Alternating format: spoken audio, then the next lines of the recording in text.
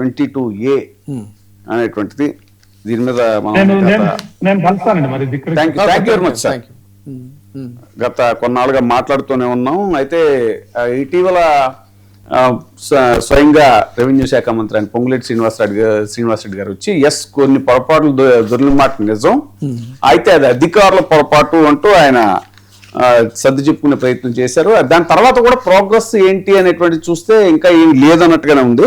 వాస్తవానికి రెవెన్యూ శాఖలో అధికారుల పొరపాట్లు జరుగుతాయా లేదా, పొరపాట్లు జరగకుండా సచ్చీలు ఉంటారు అని ఎవరైనా చెప్పగలరా అని అంటే దాని మీద అందరికీ తెలిసిన విషయమేని. హరీష్ రావు గారు కూడా అవినీతి రాబొందులా లేదా మరి స్వచ్ఛమైన శుద్ధమైన హంసలా అన్నట్టుగా ఆయన కూడా మాట్లాడటం జరిగింది. ఇవన్నీ చూస్తే మళ్ళీ తాజాగా ఒక ప్రెస్ మీట్ పెట్టినటువంటి పొంగులేటి శ్రీనివాసరెడ్డి గారు మీడియా మీద విరుచుకుపడ్డారు అనేటువంటిదే చెప్పాలి సార్. ఒకసారి ఆయన ఏం మాట్లాడారో విందాం.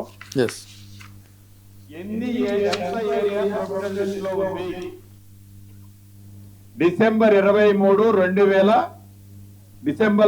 2023 నాటికి ఫారెస్ట్ ల్యాండ్ ఎంత ఉంది, వక్ఫ్ బోర్డ్ ల్యాండ్ ఎంత ఉంది, అదే రకంగా ఎండోమెంట్ ల్యాండ్ ఎంత ఉంది, ఎస్ఐన్ ల్యాండ్ ఎంత ఉంది, ఇదన్నీ ప్రొఫిటెడ్ లిస్ట్ లో వచ్చాయి.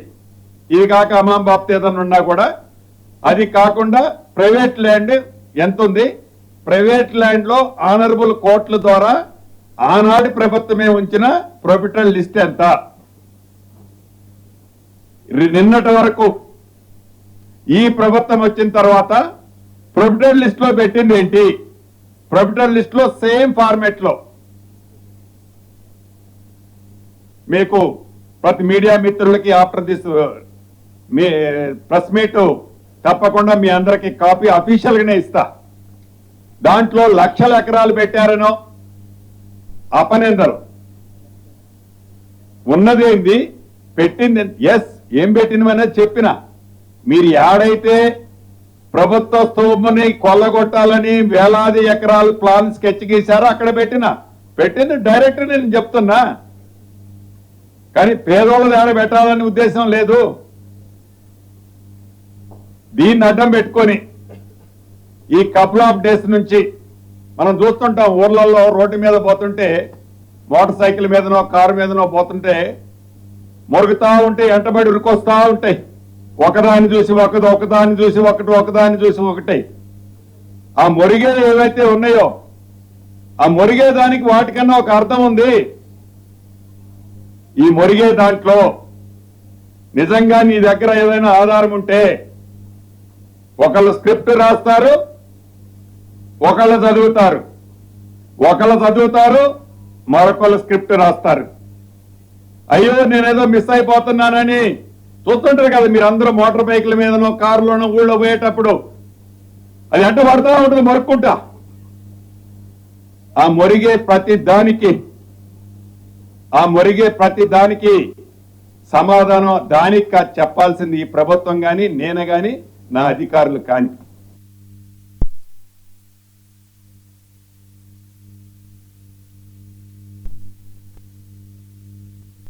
చాలా చక్కగా స్పష్టంగా చెప్పారు. ఎస్, ఖచ్చితంగా బాధ్యత. ఇప్పుడు మీడియా అంటేనే వాచ్ డాగ్.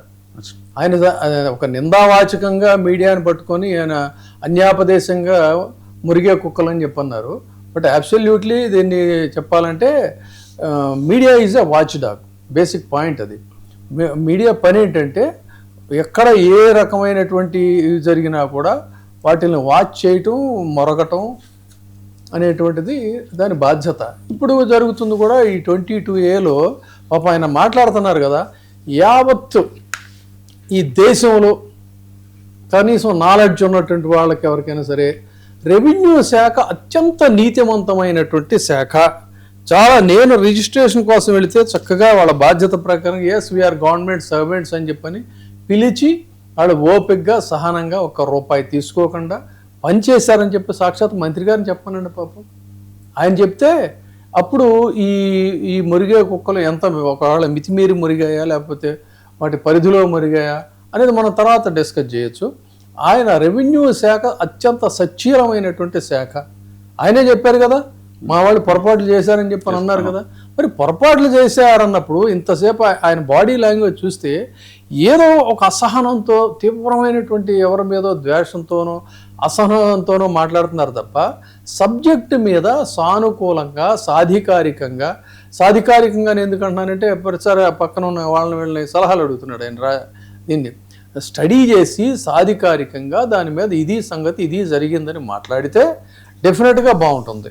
కానీ ఒక పొలిటికల్ మోటోతో ఎవరినో అన్యాపదేశంగానో లేకపోతే ప్రత్యక్షంగానో ఉద్దేశించి వాళ్ళ కోసం మాట్లాడుతున్నారు. సరే మీరు రాజకీయాలు మీరు మాట్లాడుకోండి, పోట్లాడుకోండి, ఏదైనా చేయండి, కానీ సగటు ప్రజలు ఎవరూ లేరని చెప్పంటున్నారు కదా. సగటు ప్రజల వేలల్లో కాదండి, లక్షల సంఖ్యలో ఉన్నారు. ఫ్లాట్లలో నివసించేటువంటి వాళ్ళు లక్షల్లో ఉన్నారు జనాలు. మీరు కాదు కూడదని చెప్పి ఇదే రకమైన మొండి వైఖరి కనుక ప్రదర్శించినట్టయితే డెఫినెట్గా వాళ్ళు ఏదో సందర్భంలో బయటకు వస్తారు. తర్వాత వాళ్ళకున్న పాపం ఒకే ఒక ఆయుధం నిస్సహాయాలు కదా. ప్రభుత్వంతో మధ్యతరగతి జీవులు, వేతనాల వెతల జీవులు వాళ్ళు ప్రభుత్వం మీద ఫైట్ చేయలేరు కదా. ఓటు హక్కు అనేది వచ్చినప్పుడు వాళ్ళు ఆ రూపంలో వాళ్ళు ఇది చూపిస్తారు. ఇది ప్రజాస్వామ్యంలో జరిగేటువంటి. ఆయన అనేది ఏంటంటే మేము టోల్ ఫ్రీ నెంబర్ ఇచ్చిన తర్వాత కూడా వేల ఇది 1200 లోపే వచ్చాయి, వాటిని ఫిల్టర్ చేస్తే ఇప్పుడు నేను వారు మాట్లాడే గౌరవ మంత్రి గారు మాట్లాడిన దానికే నేను ఒక్కొక్క పాయింట్ రైజ్ చేస్తాను, చేసి ఇది మనం పబ్లిక్ వదిలేద్దాం. ఇప్పుడు మనం కూడా ఆ మురిగే వాటిలో మనం కూడా ఉన్నామా, అయితే మనం మాట్లాడుతున్నామా, రీజనబుల్ పాయింట్సే మనం రైజ్ చేస్తున్నామా అనేది. అసలు ఇందాక వారు కొన్ని ల్యాండ్స్ గురించి ఆయన మాట్లాడారు కదా, దాని గురించి నేను బ్రీఫ్గా చెప్తా. అసలు సెక్షన్ 22A చాలా మందికి ఇప్పటికీ కూడా అర్థం కానటువంటిది ఏంటండి అని అడుగుతూ ఉన్నారు. నిజానికి వాళ్ళ ఫ్లాట్స్ కూడా దీంట్లో ఉన్నాయనేది వాళ్ళకి అక్కడికి వెళ్తే కానీ తెలియని పరిస్థితి. అవసరాలు లేని వాళ్ళు అసలు మనం బాగానే ఉన్నామని అనుకుంటున్నారు. కానీ అసలు ఈ సెక్షన్ 22A రిజిస్ట్రేషన్ యాక్ట్ 1908 తెలంగాణకు వర్తించే సెక్షన్ 22A ప్రకారంగా ఈ ఆస్తుల లావాదేవీలని వీటికి సంబంధించి రిజిస్ట్రేషన్స్ని వాళ్ళు నిరాకరిస్తున్నారు. అసలు ఏంటి ఈ సెక్షన్ 22A అంటే? ఇందులో సబ్ సెక్షన్స్ కూడా చెప్పారు ఇందాక ఆయన, దాని గురించి కూడా చెప్తా. ఒకటి ఏంటంటే section 22A subsection 1 subsection A. దాని గురించి చెప్పుకోవాలంటే assigned lands, ceiling surplus lands, కొన్ని భూదాన్ ల్యాండ్స్, ఇందాక దాని గురించి కూడా ఆయన మంత్రి గారు చెప్పారు. చట్టపరంగా ఎలియనేషన్ అంటే నిషేధిత భూములు, ఇవన్నీ కూడా section 22A subsection 1 subsection A కిందకు వస్తాయి. అట్లాగే section 22A subsection 1 subsection B ప్రకారంగా స్టేట్ గవర్నమెంట్ లేదా సెంట్రల్ గవర్నమెంట్కి చెందినటువంటి ఆస్తులు, వాటిల్ని ఎవరైనా కనుక ప్రయత్నం చేస్తే దాని మీద యాక్షన్ తీసుకోవచ్చు. ఆయన చెప్తున్నట్టుగా గవర్నమెంట్ ల్యాండ్స్ అని చెప్పని ఆయన కొన్ని క్లెయిమ్ చేస్తున్నారు. తర్వాత ఇందాక వారు పేర్కొన్నట్టుగా section 22A subsection 1 subsection C endowments లేదా వక్ఫ్ సంస్థలకి చెందినటువంటి ఆస్తులు, అంటే దేవాదాయ వక్ఫ్, వాటికి సంబంధించిన ఆ ఆస్తుల్ని ఎవరైనా కబ్జా చేస్తే వాటిని అమ్ముకోవాలని ట్రై చేస్తే అప్పుడు ఈ సెక్షన్ అట్రాక్ట్ అవుతుంది. తర్వాత section 22A subsection 1 subsection D అంటే అగ్రికల్చరల్ సీలింగు లేదా అర్బన్ ల్యాండ్ సీలింగ్ చట్టాల కింద సర్ప్లస్గా ప్రకటించబడిన భూములు దీని కిందకు వస్తాయి. అట్లాగే section 22A subsection 1 subsection E ప్రభుత్వానికి సంబంధించిన అంటే దీనికి ఒక మాకు సరిపోను ఉంది, ఇది ప్రొహిబిషన్లో ఉంది, లేదంటే దీని అవసరం మాకు ఉంది అని చెప్పని భావించినప్పుడు వాళ్ళు ఆ ల్యాండ్స్ని కూడా ఇచ్చేస్తారు. దానికి సంబంధించి ప్రభుత్వం ఏం చేయాలంటే ఈ వర్గానికి ఒక స్పెషల్ ఇది ఒకటి రిజర్వేషన్ ఒకటి ఉంది. ఏంటంటే ఎందుకు అనేది వాళ్ళు కారణాల ముందు రిజిస్టర్ చేయాలి, ఆస్తిని స్పష్టంగా వాళ్ళు ఐడెంటిఫై చేయాలి, ఒక నిర్దిష్ట నోటిఫికేషన్ వాళ్ళకి జారీ చేయాలి. ఇదిగో ఈ పని మీద, ఈ కార్యక్రమం మీద మేము ఈ భూసేకరణ చేస్తున్నాము అని చెప్పని గెజెట్ పబ్లికేషన్ ఉండాలి. అభ్యంతరాలు, డిలీషన్స్, అప్లికేషన్స్ ఏమైనా ఉంటే వాటిని ఖచ్చితంగా పరిశీలించి వాటన్నిటిని కూడా చెయ్యాలి. ఇది ఓవరాల్గా ఇప్పుడు నాకు ఆయన చెప్పినటువంటి భూములకు సంబంధించి. మరి మొత్తం సర్వే నెంబర్ని ఎందుకు బ్లాక్ చేశారన్నది ఇక్కడ పాయింట్. పొరపాటు జరిగిందని చాలా తేలిగ్గా చెప్తున్నారు కదా. ఓవరాల్గా ఉన్న చోట ఇక్కడ జరిగింది, దాన్ని రెక్టిఫై చేస్తామంటే అసలు ఎందుకు చేశారు? అంత నెగ్లిజెన్స్ ఏంటి? అంత నెగ్లిజెన్స్తో ప్రవర్తించినటువంటి వాళ్ళ మీద మీరే గతంలో ప్రకటించారు పొరపాటు చేశారని. వాళ్ళ మీద మరి మీరు ఏ టైప్ ఆఫ్ యాక్షన్ తీసుకున్నారు? యాక్షన్ ఇనిషియేట్ చేశారా సదరు అధికారుల మీద? అలాంటిది ఏమీ ఆయన చెప్పట్లా. అంటే ఎందుకని చెప్పట్లేదు, మరి చెప్పాల్సినటువంటి అవసరం ఉంది కదా. ప్రస్తుతం ఇక్కడ ఒక సర్వే నంబర్ని మొత్తం బ్లాక్ చేసేసారండి. అంటే ఒక పాత సర్వే నంబర్లో కొంత ప్రభుత్వ భూమి ఉంటుంది, మనం పదే చాలా రోజులు చెప్తున్నాం, కొంత ప్రైవేట్ పట్టా ల్యాండ్ ఉంటుంది, కొంత భూదాన్ ల్యాండ్ ఉంటుంది, ఇందాక వారు కూడా అంగీకరించారు, కొంత ఎండోమెంట్ ల్యాండ్ ఉంటుంది, కొంత యుఎల్సి సర్ప్లస్ ల్యాండ్ ఉంటుంది, లేదు అంటే రెగ్యులరైజ్ చేసిన ల్యాండ్ ఇప్పటికీ ఆల్రెడీ రెగ్యులరైజ్డ్ అది ఉండొచ్చు, లేఅవుట్స్, ప్లాట్స్, అపార్ట్మెంట్స్ ఉండొచ్చు. ఇన్ని రకాలైనటువంటివన్నీ కూడా ఒక బ్లాక్లో కొంత ఏదో ఒక పార్ట్ ఉంటుంది. బట్ ఏంటంటే చాలా బ్లైండ్గా బ్లాంకెట్ దీనిలాగా మొత్తాన్ని ఒకసారి దీన్ని చేసి బ్లాక్ చేసి పడేసేసారు. మరి అది తప్పు, ప్రభుత్వం తప్పు కదా అది.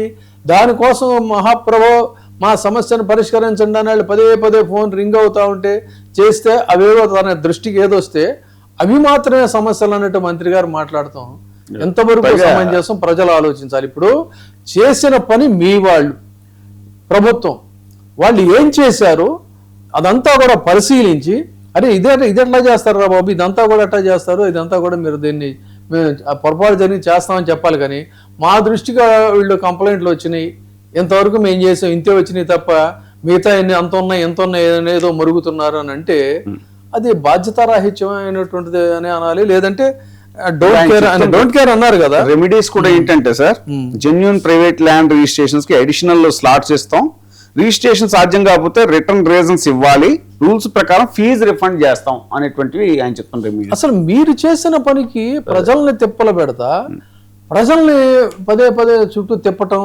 వెళ్ళిన తర్వాత వాడెవడో అక్కడేమో లంచాలు అడుగుతుంటాడు, అది ఇస్తే తప్ప చేయనటువంటి పరిస్థితి, లేకపోతే చాలా హీనియస్గా వాళ్ళని చాలా నీచంగా వాళ్ళ పట్ల అమర్యాదపూర్వకంగా ప్రవర్తించడం, ఇవన్నీ రెవెన్యూ ఆఫీసుల అనుభవాలు మాకు లేవు. చాలా గౌరవంగా ఇచ్చారంటే ఎవరినైనా వచ్చి చెప్పమనండి, మనం వాళ్ళని ఇక్కడ కూర్చోబెట్టి డిబేట్ పెడదాం.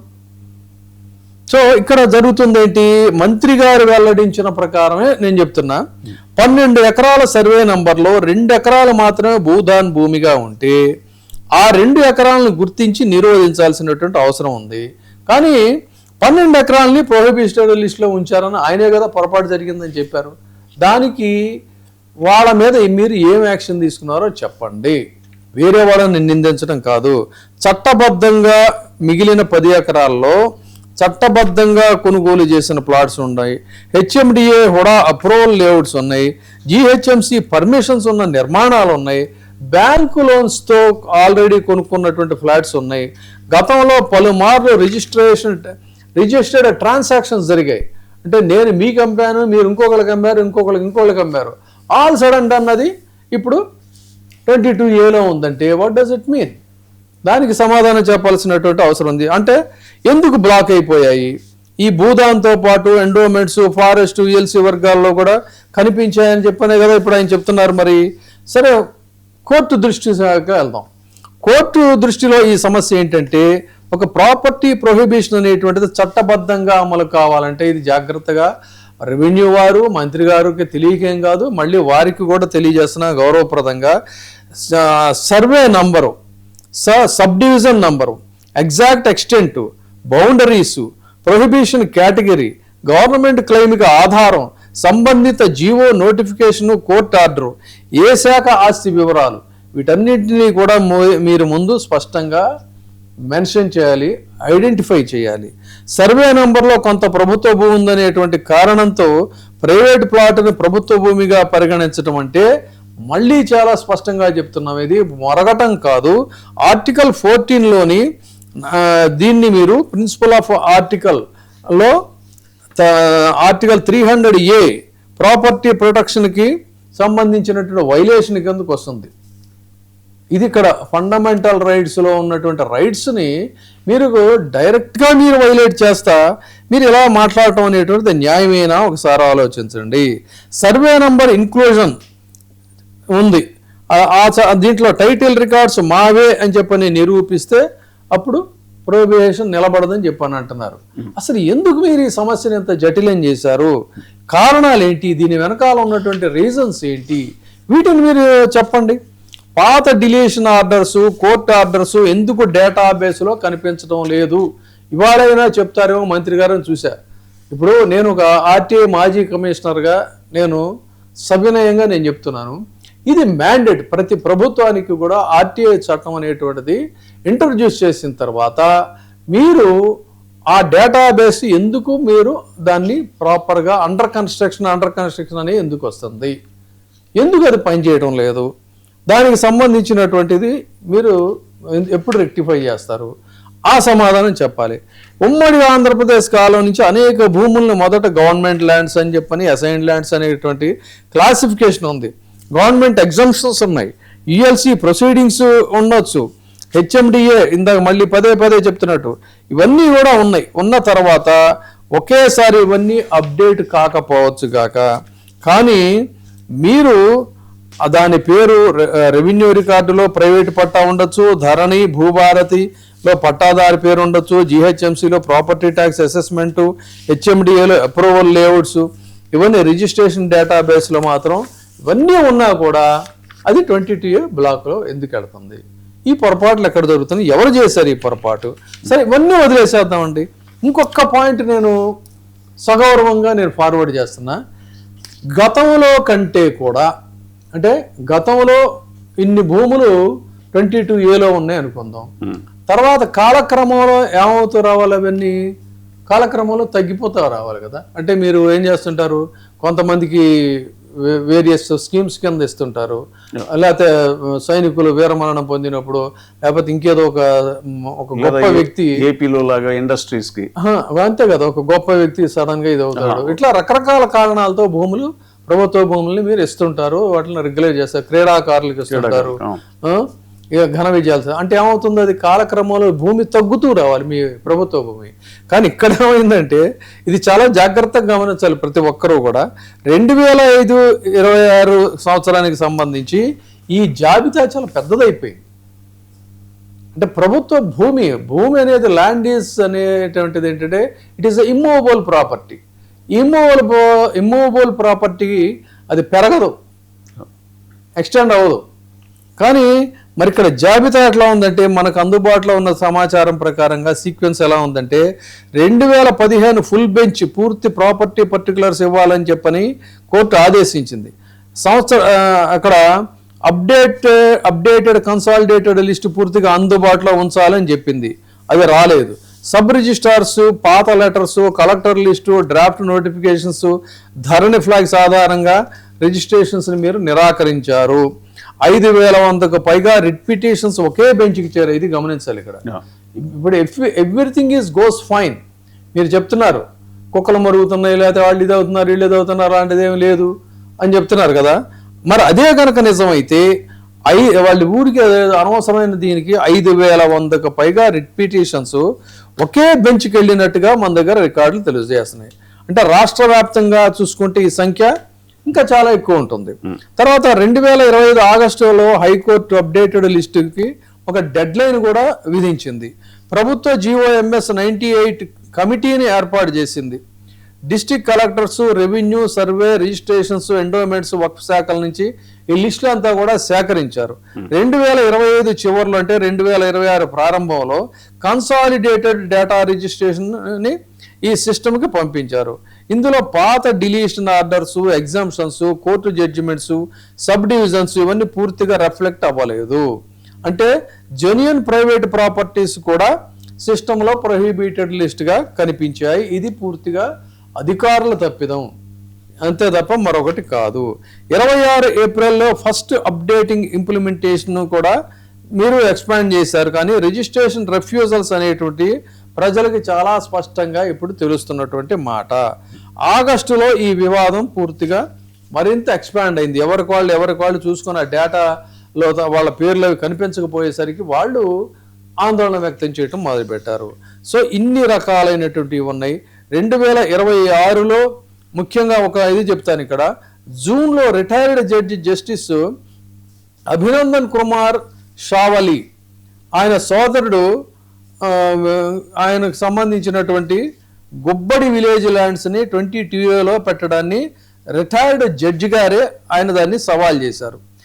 ఆయన చెప్తున్నటువంటిది ఏంటంటే 1980లో కొనుగోలు చేశారు, పొజిషన్లో ఉన్నారు, పట్టాదారు పాస్బుక్స్ ఉన్నాయి, అయినా కూడా 6/11/25 కలెక్టర్ ప్రొసీడింగ్స్ ద్వారా ఇది ప్రొహిబిటెడ్ లిస్ట్లో పెట్టారు అని చెప్తున్నారు. ఇలాంటి చాలా కేసులు నా దగ్గర అయితే ఉన్నాయి. మనకి సమయాభావం వల్ల నేను అన్ని చెప్పట్లేదు. ఒక పాయింట్ ఏంటంటే వీటి మీద మీరు పొరపాట్లు జరిగాయని చెప్పినటువంటి దీంట్లో ఆ పొరపాట్లు ఎందుకు జరిగాయి, ఇప్పటి వరకు కూడా ఆ డేటాబేస్ ఎందుకు పనిచేయడం లేదు, వీటన్నిటికీ సంబంధించి మీ దగ్గరకు వచ్చినటువంటి సమస్యలే మీరు ప్రొహిబిటెడ్ లిస్ట్ అంటారా, లేదు మొత్తంగా మీరు చేసిన మీ అధికారులు చేసినటువంటి తప్పులన్నిటినీ కూడా సరిదిద్దేటువంటి ప్రయత్నం చేస్తారా? ఒక బాధ్యతాయుతమైన మంత్రి గారికి కావాల్సింది ఏంటంటే ఓర్పు, సహనం. సమస్య జటిలమైనప్పుడు దాన్ని సానుకూలంగా పరిష్కరించేటువంటి ఒక ఇది ఉండాలి. అంతే తప్ప రాజకీయ దృక్కోణం నుంచి చూసి ఎవరినో చూసి వాళ్ళని తిట్టి చేస్తే ప్రయోజనం లేదు. కాబట్టి మరొకసారి పునరాలోచించుకొని ఇది జటిలమైనటువంటి సమస్య, ఈ సమస్యను పరిష్కరించడం ప్రభుత్వ శ్రేయస్సుకి, ప్రజా శ్రేయస్సుకి చాలా మంచిదని చెప్పని మనం చెప్తున్నాం. మా అబ్జర్వేషన్ కూడా అనిపించింది అదే అండి. మీరు పబ్లిక్ కన్సర్న్ తో రైజ్ చేసినటువంటి క్వశ్చన్స్ కి ఆయన పొలిటికల్ యాంగిల్లోనే ఆన్సర్ చేశారు అనేటువంటిది అర్థమవుతుంది. చూద్దాం మరి ఇది. సార్, మరొక అంశం, రేవంత్ రెడ్డి గారి పర్యటన, అమెరికా పర్యటనని ఎందుకు వాళ్ళు అనుమతించలేదు కేంద్రం అనేటువంటి దానికి తాజాగా ఆయన ప్రెస్ మీట్ పెట్టి అక్కడి నుంచి మన ప్రెస్ మీట్ ద్వారా ఆయన చెప్పింది ఏంటంటే, కేంద్రానికి తెలంగాణ అంటే చిన్న చూపు, నా పర్యటనను అడ్డుకోవడం అంటే అది వివక్షే, తెలంగాణ సీఎంకి అనుమతి ఇవ్వరా, గుజరాత్ సీఎంకి ఏమో అనుమతి ఇచ్చారు అని. సో ఇలాగా ఫెడరల్ స్ఫూర్తికి విరుద్ధం అని ఆయన సుదీర్ఘంగా పెట్టి, అంటే ఒక విధంగా చెప్పాలంటే రేవంత్ రెడ్డి గారి మనోభావాలు తీవ్రంగా గాయపడ్డాయి. ఎందుకంటే ఇక్కడి నుంచి వెళ్ళక ముందే కనీసం అలాంటిది ఏదైనా వస్తే పర్వాలా, ఆల్రెడీ ఆయన యూకే వెళ్ళారు. యూకే వెళ్ళిన తర్వాత అక్కడి నుంచి ఆయన అమెరికా వెళ్లాల్సినటువంటి ఇది ఉంది. యూకే యుఎస్ఏ 10 రోజుల పర్యటన కోసం అని చెప్పని ఆయన ఆగస్టు 20న బయలుదేరి వెళ్ళారు.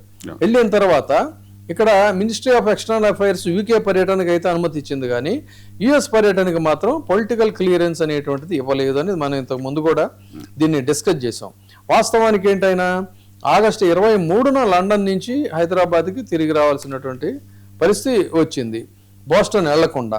ఎందుకని 24న హార్వర్డ్ యూనివర్సిటీ, MIT, ఆగస్టు 25నేమో North Eastern University, Virginia Tech, ఆ ప్రతినిధులతో కార్యక్రమాలు కూడా ఆయన ఫైనలైజ్ అయినాయి, ఆయనకి ఖరారైనవి.